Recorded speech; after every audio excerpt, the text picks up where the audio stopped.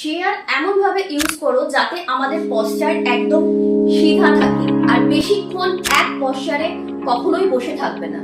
Everyday 20 থেকে 30 minute হাঁটা back pain কমাতে ভীষণ হেল্প করে।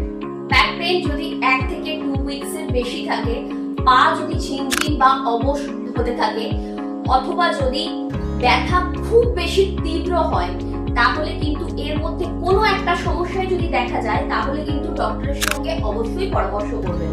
ব্যাক পেনকে কখনোই কিন্তু ছোট মোটো প্রবলেম মনে করবে না, এটা কিন্তু পরে গিয়ে বড় রকমের প্রবলেম হতে পারে।